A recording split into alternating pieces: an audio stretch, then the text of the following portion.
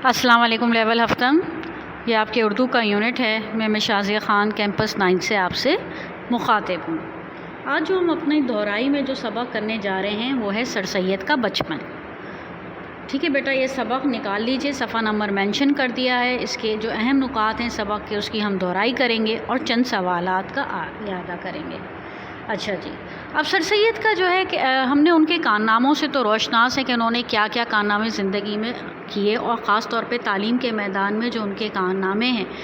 اس کو سراہے بغیر ہم نہیں رہ سکتے۔ تو ان کے بچپن میں ان کی کیا خاصیت تھی، کیا ان کے اس کے بارے میں صفحہ نمبر 69 پہ ہے۔ تو اب ہم اس کے بارے میں پڑھیں گے اور کوشش کریں گے کہ ان کی نجی زندگی کے بارے میں جو خاص باتیں ہیں کہ انہوں نے کس طرح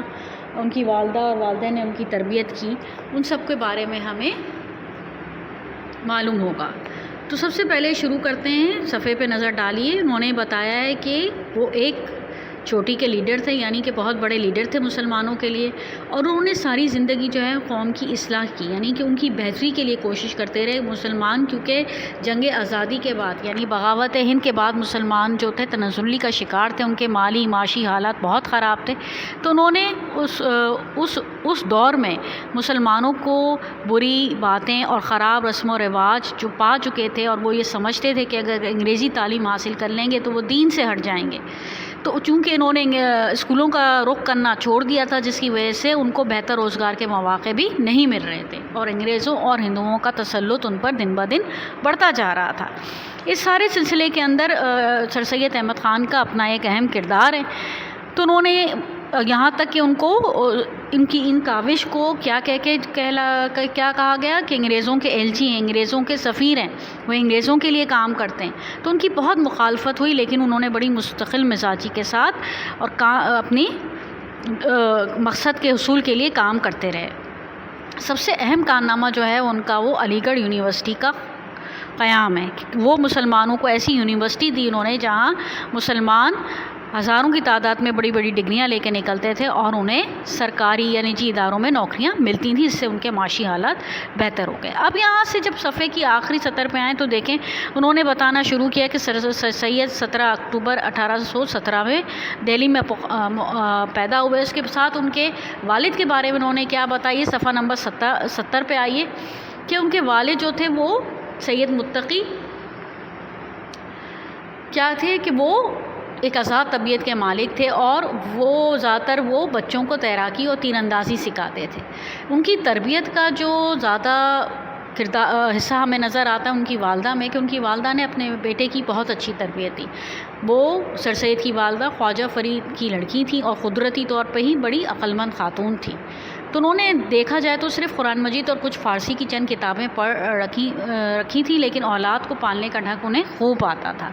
تو مطلب یہ کہ تعلیم پر خاص طور پہ توجہ دیتی تھیں، ایسے کام ایسی باتیں بچوں کو سکھاتی تھیں جس سے ان کو فائدہ ہو زندگی میں۔ ایسے فضول اور بیکار باتوں میں اپنا وقت ضائع ہرگز بھی کرنے نہیں دیتی تھیں۔ فائدہ مند کھیلوں کی طرف انہیں راغب کرتی تھیں، اور ان کی صحبتوں کا خاص طور پہ خیال رکھتی ہیں۔ اگر ہم نے پورا سبق کی ہم دہرائی کر چکے ہیں، ہمیں اندازہ ہوا کہ وہ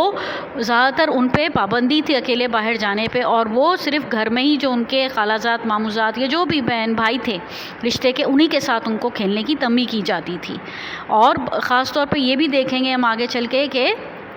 یعنی کہ ان پہ ایسی پابندی نہیں لگائی کہ وہ کھیل کود نہ کریں اور صرف پڑھائی پر توجہ دیں، بلکہ ہر چیز کو انہوں نے اس کے لیے مناسب وقت رکھا، اور یہی چیز ہوتی ہے کہ انسان کس طریقے سے ہر چیز کو اس کا پورا وقت دے، یعنی کہ صرف کتابوں میں ہی نہیں، تعلیم پہ ہی نہیں، ان کی شخصیت پر خاص طور پہ، ان کی کردار سازی پر انہوں نے خاص طور پر توجہ دی۔ اب اس کا دیکھیں کردار سازی کی اگر ہم بات کرتے ہیں تو آپ کو وہ واقعہ بھی یاد ہوگا۔ اگر آپ صفحہ نمبر 71 پہ آتے ہیں تو آپ کو یاد ہوگا کہ وہ سر سید جب 11 برس کے تھے تو انہوں نے ایک بوڑھے نوکر کو تھپڑ مار دیا تھا، اور ان کی والدہ نے اس سلسلے میں انہیں گھر سے نکال دیا تھا۔ تو یہ جو واقعہ تھا، اس سے بات ثابت ہوتی ہے کہ کس طریقے سے انہوں نے اپنے بیٹے کی تربیت کی، کہ بڑوں چاہے نوکر ہو، چاہے عمر میں کوئی بھی بڑا ہو، اس کی عزت واجب ہوتی ہے، اس کا احترام کرنا واجب ہوتا ہے۔ تو یہ ساری چیزیں جو اخلاقی جو انسان کی کردار کو سنوارا جاتا ہے، اس میں ان کی والدہ کا بہت ہاتھ تھا۔ پھر ایک چھوٹی سی رسم کا بھی ذکر ہے، بسم اللہ کی رسم، تو یہ کس طریقے سے ہوئی تھی۔ حضرت شاہ غلام صاحب تشریف لائے تھے، پھر انہوں نے کس طریقے سے ان کو اپنی گود میں بٹھایا اور ان کو بسم اللہ الرحمن الرحیم پڑھوائی، تو یہ سارا پھر دودھ پلایا۔ اور یہ ایک خاص دیکھیں، یہ آج بھی ہے ہمارے یہاں کہ بسم اللہ اور آمین کی رسمیں ہوتی ہیں، جب بچہ قرآن شریف شروع کرتا ہے تو بسم اللہ کی رسم ہوتی ہے۔ اور وہ یہ اپنے واقعات ہیں کہ مطلب دیکھا جائے تو سر سید نے اپنی زندگی کے اہم واقعات کو بیان کیا کہ ان کی زندگی کس طرح گزری، کس طرح ان کے اب جیسے دیکھیں سر سید کہتے ہیں کہ مجھے اپنی بسم اللہ کی رسم اچھی طرح یاد ہے، یعنی کہ یہ جو واقعات، یہ جو سبق لکھا ہے، اس میں سے کئی اقتباس ایسے ہیں جو سر سید احمد خان نے خود اپنے بچپن کی بارے میں بتائے ہیں کہ انہیں جو کچھ ان کی یادداشت میں محفوظ تھے۔ اس کے علاوہ صفحہ نمبر اگر آپ 72 پہ آئیں تو ان کے کردار کو بہت اچھی طریقے سے اجاگر کیا گیا ہے کہ کس طریقے سے انہیں اپنے بہن بھائیوں سے بہت محبت تھی، والدین کی خدمت کرتے تھے، اور صرف ان کا حلقہ احباب ان کے گھر والوں تک محدود نہیں تھا جن کے ساتھ وہ محبت اور ادب سے پیش آتے تھے، بلکہ محلے میں بھی لوگوں کی ضرورتوں کا خیال رکھتے تھے، ہمدردی کرتے تھے، بلکہ جو یتیم ہم عمر بچے تھے ان کو اپنے کھانے کی چیزوں، کھلونے تک دے دے، بعض اوقات تو کپڑے بھی دے دیا کرتے تھے۔ تو اس سے ان کی خدا ترسی کی جو صفت ہے وہ خاص طور پہ نمایاں ہوتی ہے۔ بعض دفعہ یہ ہوتا ہے کہ لوگ بہت ذہین ہوتے ہیں تو وہ ہنسمکھ نہیں ہوتے، وہ ہنسی مذاق کرنا اور لوگوں سے مل جول اور شوقی اور شرارت، بلکہ یہاں بتایا جا رہا ہے کہ وہ اس چیزوں میں بھی بڑے آگے تھے، وہ بہت ہنسمکھ تھے، حاضر جواب تھے، ذہن اچھا تھا ان کا پڑھنے لکھنے کے، اور ہر معاملے میں سب سے اچھی جو ان کی خوبی تھی، جو میں یہ سمجھتی ہوں کہ جو انہوں نے زندگی میں کامیابی حاصل کی، کہ وہ ہر معاملے پہ پہلے اچھی طریقے سے غور کرتے اور اس کے بعد عمل کرتے، کوئی بھی فیصلہ جلد بازی میں نہیں دیتے، تو یہی وجہ ہے یہ ان کی کامیابی کا راز ہے۔ تو یہ سبق کا ہم نے یہاں اعادہ کر لیا ہے۔ جو سوال آپ کو کرنا ہے وہ ہے سر سید کی والدہ نے ان کی تربیت کس طرح کی۔ دوسرا سوال ہے سر سید کی بسم اللہ کی رسم کا مختصر حال تحریر کریں۔ تو جو بسم اللہ کی رسم کا مختصر حال اس میں بیان کیا گیا، اس کو کوشش کیجیے گا اپنے الفاظ سے میں 4-5 سے جملوں پر مشتمل تحریر کریں، ٹھیک ہے بیٹا؟ تو اس طرح ہم نے اپنے سبق کو ریوائز کر لیا، اس کی مشقیں دیکھیے گا، اگر کوئی کام آپ نے یہاں انکمپلیٹ چھوڑ دیا تو اس کو کمپلیٹ کیجیے گا تاکہ کوشچن آنسر سیشن پہ اس پہ بھی بات ہو سکے۔ یاد رکھیں اسباق کی مشقیں بہت اہم ہیں، اپنا بہت خیال رکھیے گا، پھر انشاءاللہ آپ سے جلد ملاقات ہوتی ہے۔ اللہ حافظ۔